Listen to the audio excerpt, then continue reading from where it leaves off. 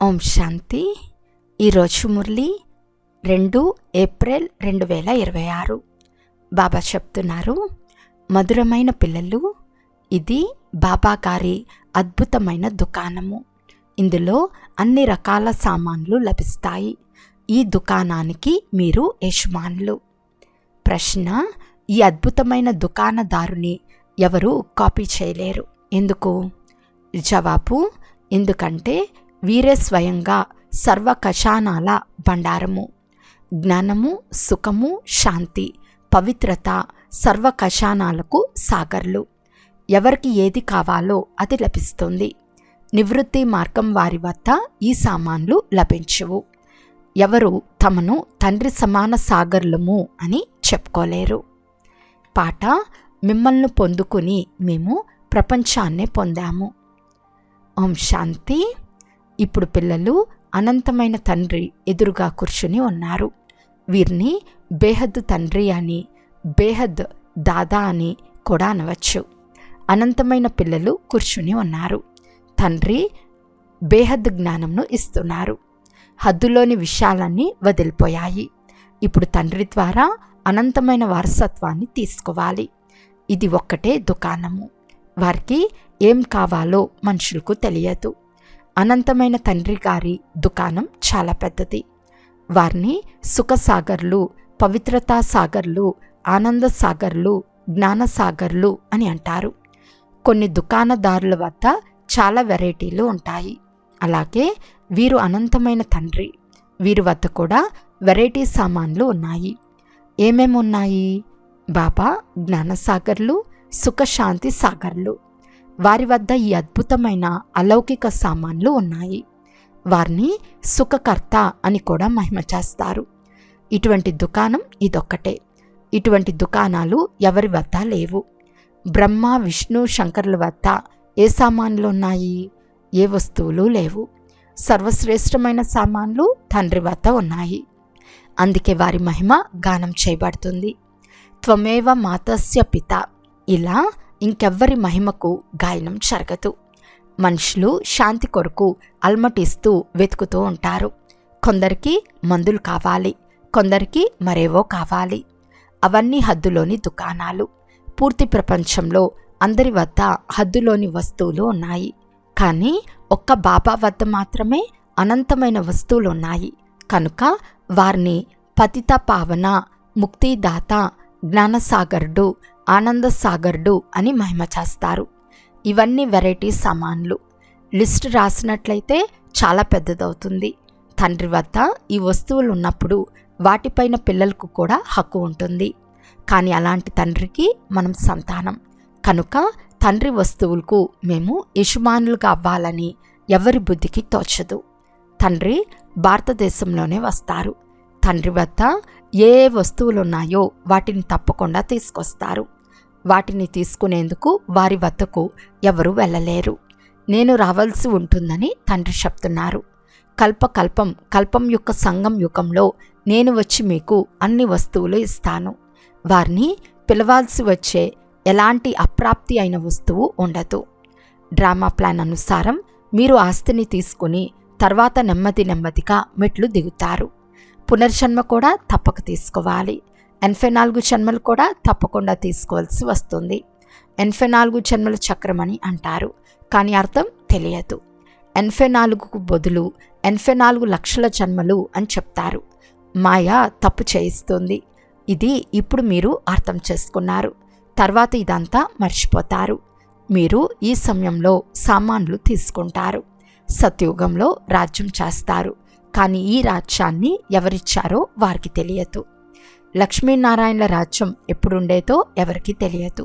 స్వర్గ సుఖమని మహిమ కూడా చేయబడుతుంది. అన్ని రకాలైన సుఖాలు ఇస్తారు. దీనికన్నా ఎక్కువ సుఖమేది ఉండదు. తర్వాత ఆ సుఖం కూడా ప్రాయలోపం అయిపోతుంది. అర్ధకల్పం తర్వాత రావణుడు వచ్చి అన్ని సుఖాలను లాగేసుకుంటాడు. ఎవరిపైనైనా కోపం చేసుకుంటే కళ్ళతో నిండిన శరీరమే నశించింది అని అంటారు. మీరు కూడా సర్వగుణ సంపన్నులుగా 16 కళ్ళ సంపూర్ణులుగా ఉండేవారు. ఆ కళలన్నీ ఇప్పుడు సమాప్తమైపోయాయి. ఒక్క తండ్రికి తప్ప వేరెవ్వరికీ ఇంత మహిమ లేదు. ధనముంటే ఏ ప్రదేశంనైనా తిరిగి రమ్మని అంటారు కదా. స్వర్గంలో ఎంత అపారమైన ధనం, సంపత్తులు ఉండేవో మీరు ఆలోచించండి. ఇప్పుడు అవి లేనేలేవు, అన్నీ అదృశ్యమైపోయాయి. ధర్మభ్రష్టులుగా, కర్మభ్రష్టులుగా అయిపోతారు. కనుక ధన సంపత్తులు కూడా అదృశ్యమైపోతాయి. మళ్ళీ క్రింద పడటం ప్రారంభిస్తారు. మీకు అంత ధనమును ఇచ్చాను, మిమ్మల్ని వజ్రంలా తయారు చేశాను, మరి మీరు ధన సంపత్తులను ఎక్కడ పోగొట్టుకున్నారు అని బాబా అడుగుతారు. మళ్ళీ పురుషార్థం చేసి మీ ఆస్తిని తీసుకోండి అని తండ్రి చెప్తున్నారు. బాబా మళ్ళీ మనకు స్వర్గ సామ్రాజ్యాన్ని ఇస్తున్నారు అని మీకు తెలుసు. ఓ పిల్లలారా, నన్ను స్మృతి చేసినట్లయితే మీపై ఏ త్రుప్పు ఉందో అది తొలగిపోతుంది అని బాబా చెప్తారు. కానీ బాబా మేము మర్చిపోతాము అని పిల్లలంటారు. ఇదేమిటి? కన్య వివాహమైన తర్వాత పతిని ఎప్పుడైనా మర్చిపోతుందా? పిల్లలు ఎప్పుడైనా తండ్రిని మర్చిపోతారా? తండ్రి దాత. పిల్లలు ఆస్తి తీసుకోవాలి అంటే తప్పకుండా వారిని స్మృతి చేయవలసి ఉంటుంది. తండ్రి అర్థం చేయిస్తారు. మధురాతి మధురమైన అపురూప పిల్లల్లారా, స్మృతి యాత్రలో ఉన్నట్లయితే వికర్మలు వినాశనమవుతాయి. వేరే ఉపాయమైతే లేదు. భక్తి మార్గంలో తీర్థయాత్రలు, గంగా స్నానాలు మొదలైనవి చేస్తూనే, వచ్చిన మెట్లు క్రిందకు దిగుతూనే వచ్చారు, పైకి ఎక్కలేరు. అలాంటి చట్టమే లేదు. అందరిది దిగే కళ. ఫలానా వారు ముక్తికి వెళ్ళారని అంటారు, కానీ అది అసత్యం. వాపస్ ఎవరు వెళ్ళలేరు. మిమ్మల్ని 16 కళ సంపూర్ణంగా చేసేందుకు బాబా వచ్చారు. నిర్గుణహారుడైన నాలో అని మీరు కూడా గానం కూడా చేసేవారు. ఇప్పుడు బాబా గుణవంతులుగా చేస్తారని మీకు తెలుసు. మనమే గుణవంతులుగా, పూజ్యులుగా ఉండేవారు. మనమే వారసత్వాన్ని తీసుకున్నాము. 5000 సంవత్సరాలయ్యింది మీకు ఆస్తినిచ్చి వెళ్ళానని బాబా కూడా చెప్తారు. శివ జయంతి, రక్షాబంధనం, దసరా మొదలైనవి ఆచరిస్తూ కూడా ఉంటారు. అయినప్పటికీ ఏమీ అర్థం చేసుకోరు, అంతా మర్చిపోతారు. మళ్ళీ తండ్రి వచ్చి స్మృతిని ఇప్పిస్తారు. రాజ్యం చేసింది మీరే, మళ్ళీ రాజ్యభాగ్యాన్ని కోల్పోయింది మీరే. తండ్రి చెప్తారు, ఇప్పుడు ఈ పూర్తి ప్రపంచం పాతదై శిథిలావస్థలో ఉంది. ప్రపంచమైతే ఇదే ఉంటుంది. ఈ భారతదేశమే కొత్తదిగా ఉండేది, ఇప్పుడు పాతదైపోయింది. స్వర్గంలో సదా సుఖం ఉంటుంది.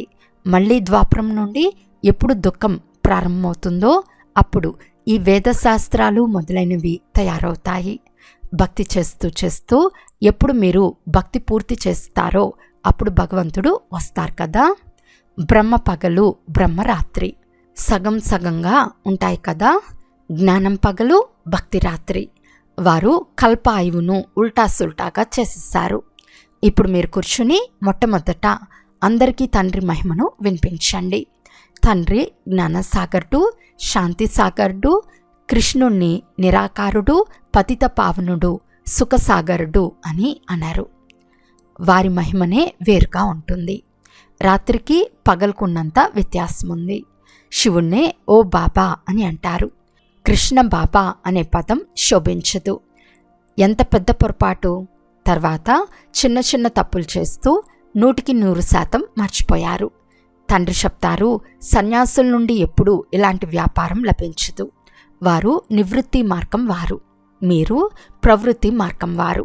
మీరు సంపూర్ణ నిర్వీకారులుగా ఉండేవారు. నిర్వీకార ప్రపంచం ఉండేది, ఇది వికారీ ప్రపంచం. సత్యుగంలో పిల్లలే జన్మించరా అని అడుగుతారు. అక్కడ కూడా వికారాలు ఉండేవని అంటారు. అరే, అది సంపూర్ణ నిర్వీకార ప్రపంచం.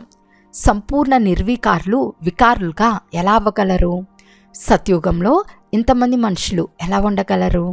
అక్కడ ఇంతమంది మనుషులు ఉండరు. భారతదేశం తప్ప వేరే ఖండం ఏది ఉండదు. మేము ఒప్పుకోమని కూడా వారంటారు. ప్రపంచం సదా నిండి ఉంటుందని అంటారు. ఏమీ అర్థం చేసుకోరు. భారతదేశం స్వర్ణిమ యుగంగా ఉండేది, ఇప్పుడు ఇనుప యుగంగా, రాతి బుద్ధిగా ఉందని తండ్రి అర్థం చేయిస్తారు. ఇప్పుడు మీరు డ్రామాను అర్థం చేసుకున్నారు. గాంధీ మొదలైన వారంతా రామరాజ్యాన్ని కోరుకునేవారు, కానీ మహాభారత యుద్ధం జరిగిందని చూపించారు. అంతే, మరి ఆట సమాప్తం. తర్వాత ఏమైందో ఏదీ చూపించలేదు. ఇది తండ్రి వచ్చి అర్థం చేయిస్తారు.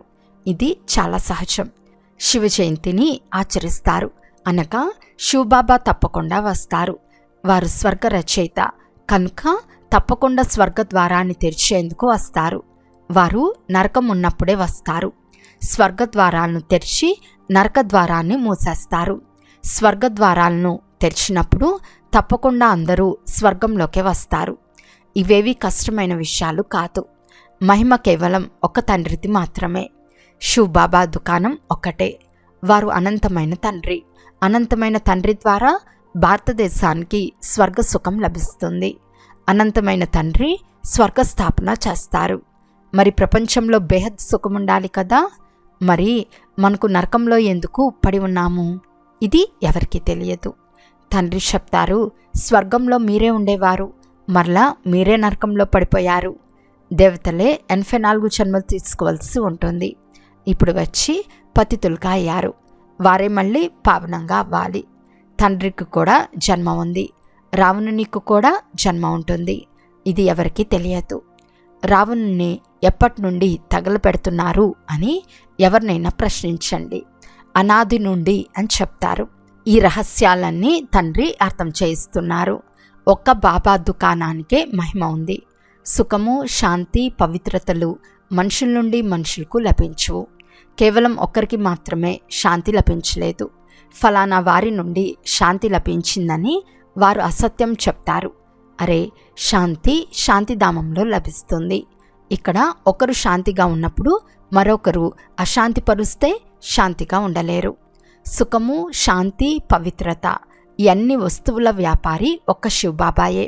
వారితో ఎవరైనా వచ్చి వ్యాపారం చేయవచ్చు. వారిని సౌదాగర్ అంటే వ్యాపారి అని కూడా అంటారు. పవిత్రత, సుఖము, శాంతి, సంపదలన్నీ వారి వద్ద ఉన్నాయి. వారి వద్ద దొరకని వస్తువు ఏదీ లేదు. మీరు స్వర్గరాజ్యాన్ని పొందుతారు. తండ్రి ఇచ్చేందుకే వచ్చారు. తీసుకునేవారు తీసుకుంటూ అలసిపోతారు. నేను ఇవ్వటానికే వస్తాను, కానీ మీరు తీసుకోవటంలో చల్లబడిపోతారు. బాబా, మాయ తుఫాన్లు వస్తాయి అని పిల్లలంటారు.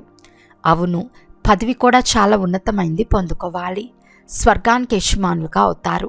ఇది తక్కువ విషయమా? కనుక శ్రమపడాలి. శ్రీమతానుసారం నడుస్తూ ఉండండి. ఏ వస్తువులు మీకు లభిస్తాయో అవి మళ్ళీ ఇతరులకు కూడా ఇవ్వవలసి ఉంటుంది.